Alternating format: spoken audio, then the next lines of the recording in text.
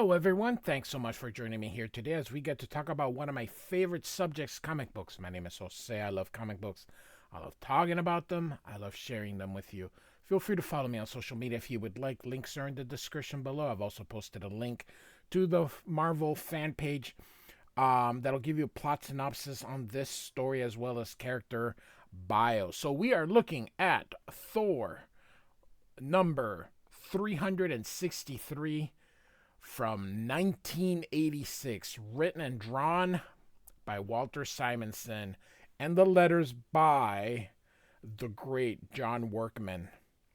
And we have our introduction to Curse.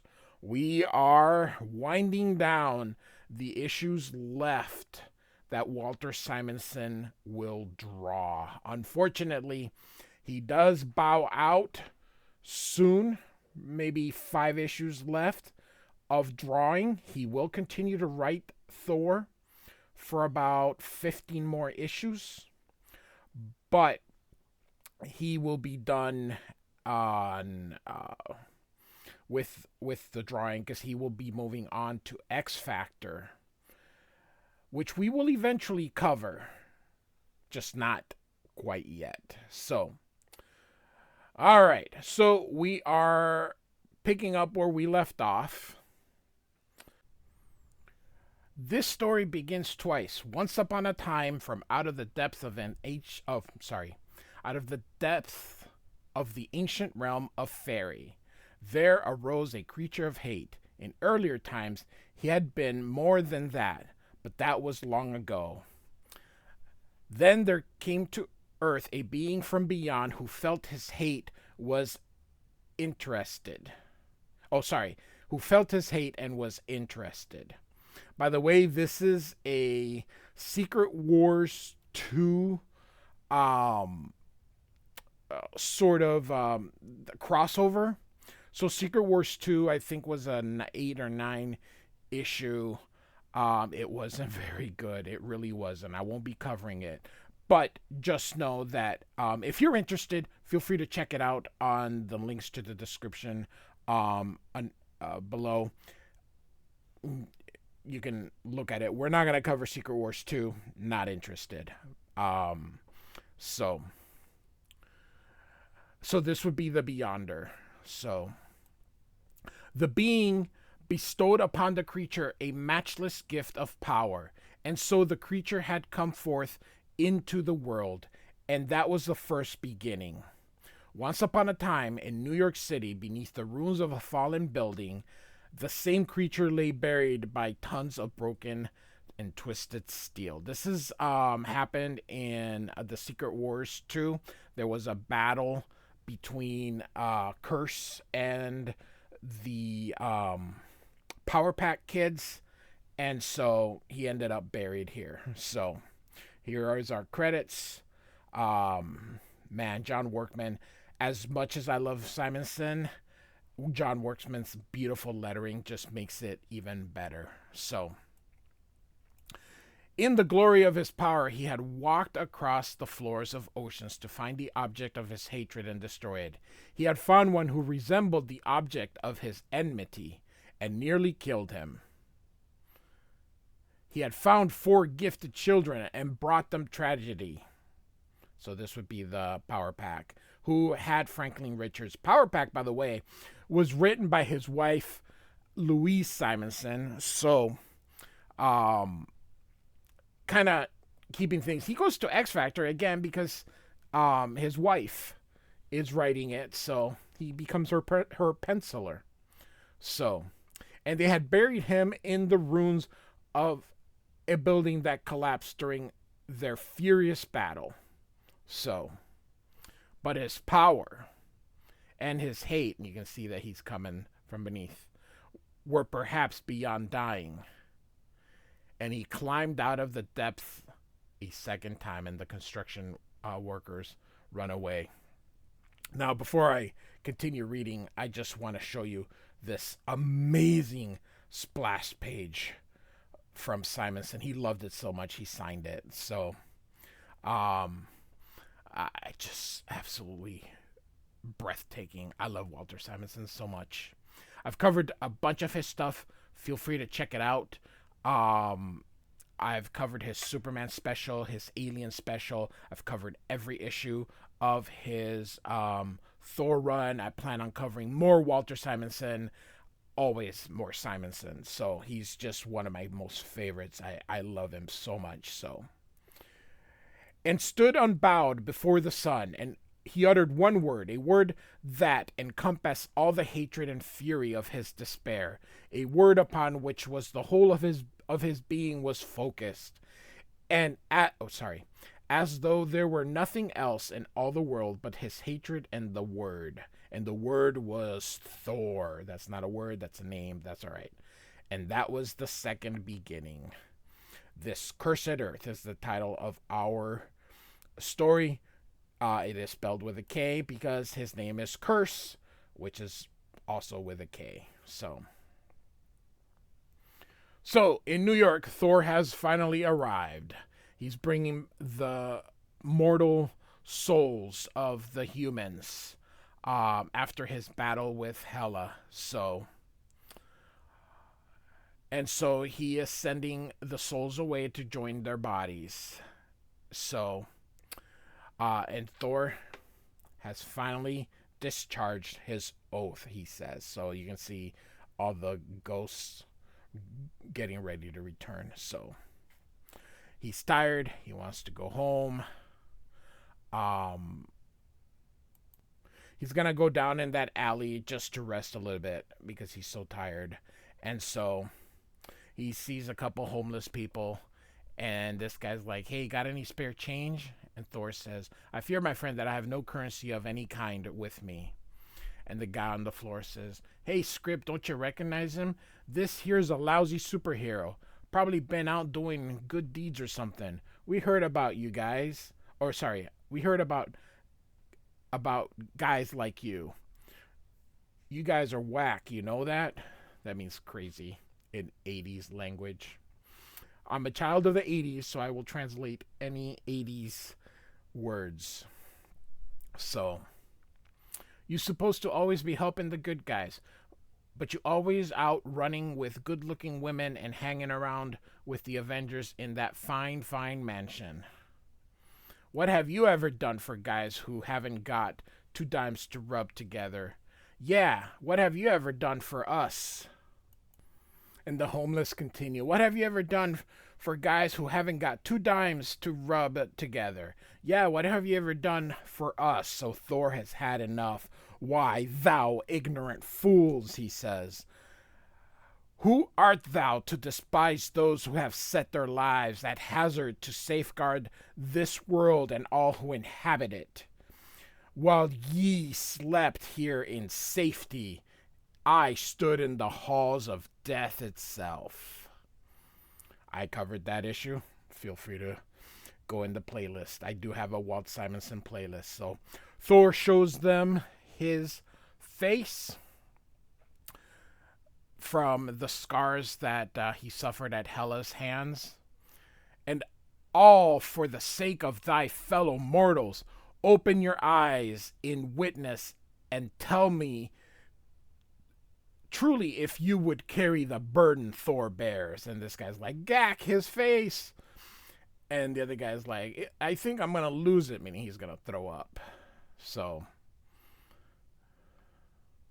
somehow I really like these panels where it's kind of like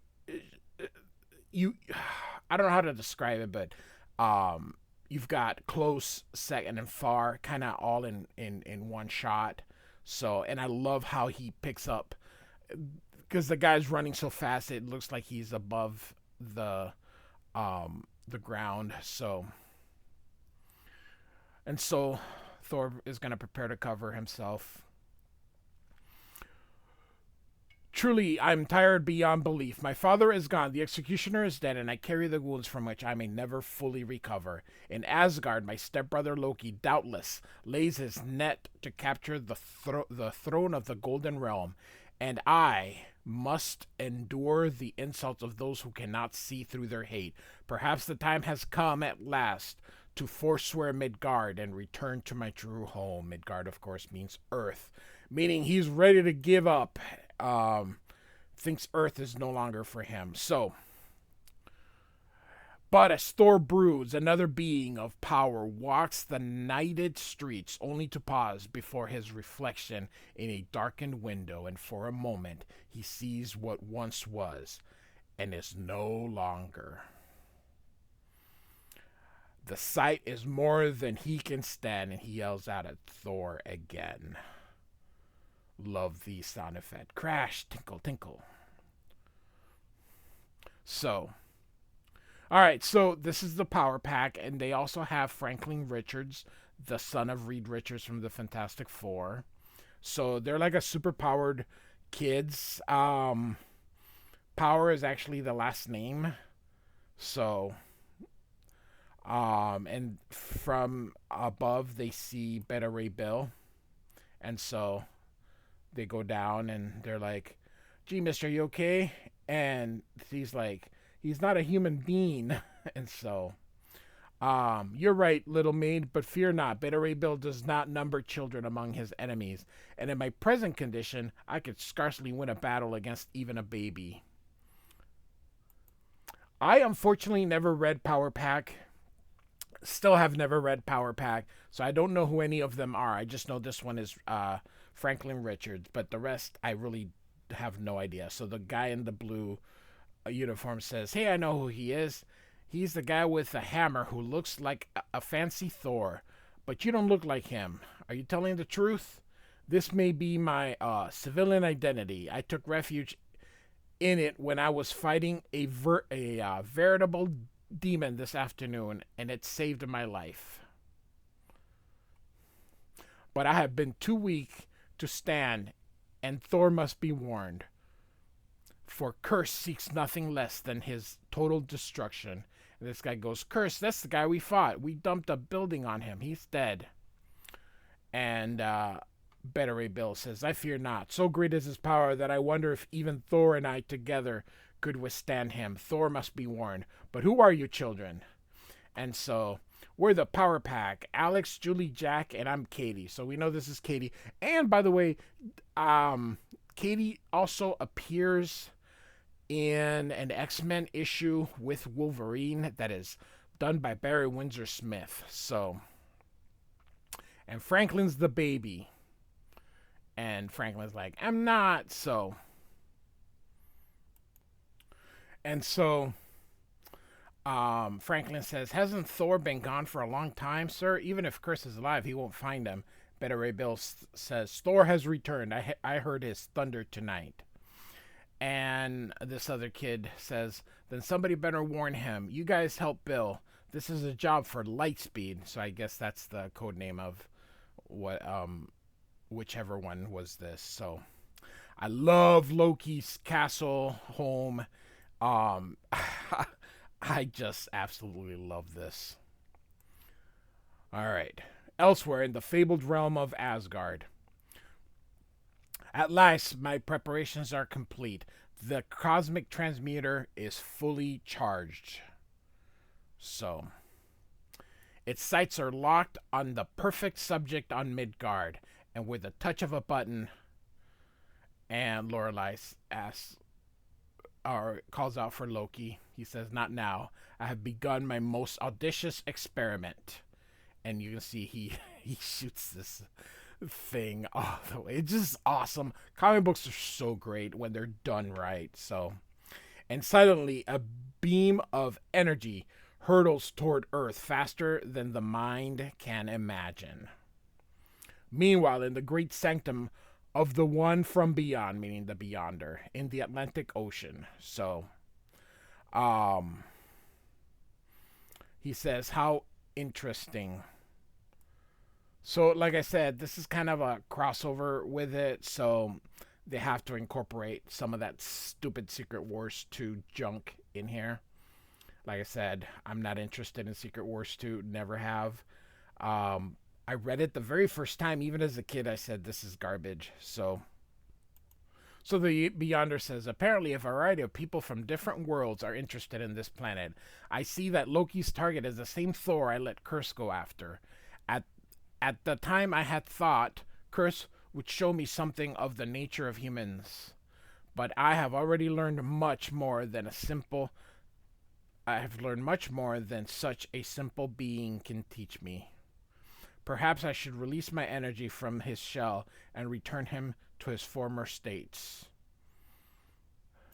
And so Thor is pondering here that the god of thunder should suffer I don't know, a big word here, opprobrium at the hand of such villains. Has all my time on Midgard been wasted? And of course, Curse yells out for Thor. But I see that he has found Thor after all this time, so why not let the experiment finish anyway?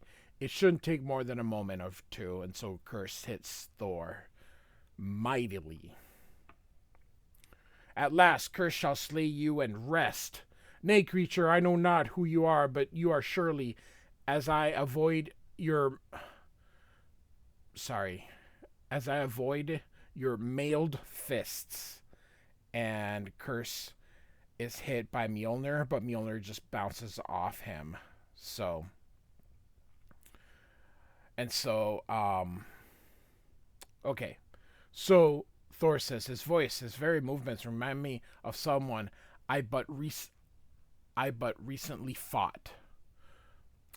And so he says, though you are greatly changed, no cosmetic cover can deceive the eyes of Thor. Algrim the Strong, is it not? Late of the realm of the fairy. And at the sound of the name, the juggernaut of destruction halts. Algrim? As he sees before him not the stonework of a mortal city, but the molten lava that rushes to engulf him in the instant of his defeat. Again, he feels its fiery embrace, and it's beyond withstanding. So, suddenly he's like, die, Thor, die. So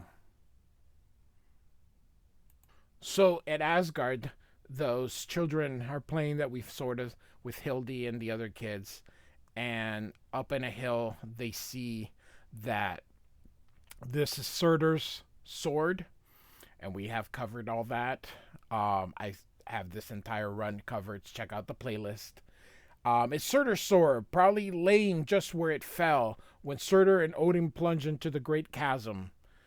But somebody's already found it. Somebody's drawing energy from it, and only one person would keep its presence here a secret. We've got to get Heimdall at once.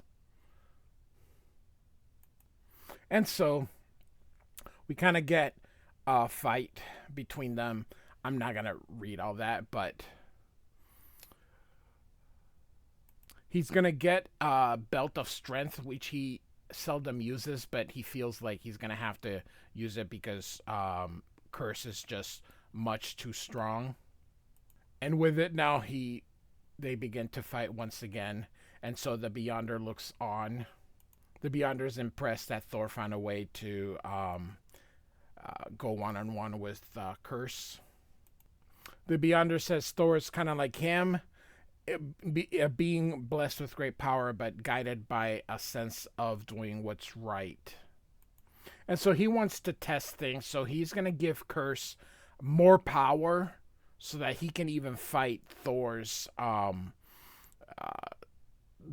advantage that he got with that belt. So you can see Curse hit him, and he jumps toward him. Thor with Mjolnir hits him, and Curse hits him back. So eventually, though, Curse is just much too much and beats him. Love this panel here. But here comes Power Pack. The kids are gonna protect him, and so they tell him, they formed a fog to protect him and told him to roll away. When Curse went to hit him, then he missed. So the Beyonder's impressed by how humans treat each other when it's good. He probably wouldn't be so impressed when he looks at the bad ones, but at least when he's watching the heroes. So Thor continues to fight Curse, and so Curse kind of remembers Malekith is the one that made him from Algrim into curse. Thor begins to uh, wave Mjolnir around, and Curse kind of feels that. And he's also, the memories are coming to him. Again, he's feeling um, the stuff he felt during his creation. So again, we're going back to where uh, he was battling Thor, and they went into that pit together, and so he now realizes now that Malekith is also to blame for what he's done. And so he goes, Malekith, not Thor at all, but Malekith. I remember now. I shall find you, Malekith. I shall find you and wring the life from you drop by drop for what you did to me. And so Thor's like, he's forgotten me. So, and so, Curse kind of runs away or goes away. So Thor runs toward Beta Ray Bill, says, turn back into, well, Beta Ray Bill.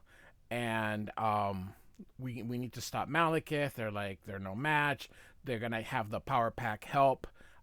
Katie is able to energize, so they're going to give their hammers more power. And then as she gives them all the power that they have, or sorry, she takes the power, then she releases the power into one big blow, knocking Curse down. So Thor realizes that he had too much power, more power than even Malekith could have done. He realizes that the power was from beyond, so of course he knows that Beyonder was the one. So he calls the Beyonder, and the Beyonder comes. The Beyonder is impressed by Thor and how he was willing to sacrifice everything to stop him. He offered to take Curse away, but Thor says no. Let him live to serve a useful purpose. And so Curse seeks to find the one who destroyed him, meaning Malekith. Send him to hell. Malekith is now at large somewhere in that neighboring realm. So the Beyonder sends him. And so this little kid is like, I hate you, hate you, hate you. Curse apparently hurt her mom in one of the issues of Power Pack. Of course, these are little kids, so they react like little kids. And she's angry because the Beyonder made Curse. And so we get our lesson of morality and all that stuff. So Beyonder restores. By the way, I love how he's dressed, very 80s. He's gonna kind of fix everything. He's gonna leave Thor's face alone though. But he's gonna restore the hammers, and then he's off. So anyway, so she's mad because he still didn't help his mom. By the way, her mom. But by the way, her mom is gonna be okay. Beta Ray Bill offers to take Power Pack home. They all bid him goodbye, and so Thor's gonna go back to his battle goats. Again, that Thor movie, the last one, was just terrible. They made the goats into comedy just like the rest of that movie. God, I hate that movie. These goats are badass warrior goats, not those stupid screaming things. So, all right. So he says, well, Tooth Gnasher, Tooth Grinder, it seems my own question has been answered. My time in Midgard has not been wasted, as well I knew in my heart. Mortals are as much my family as the gods. Truly, I must be exhausted.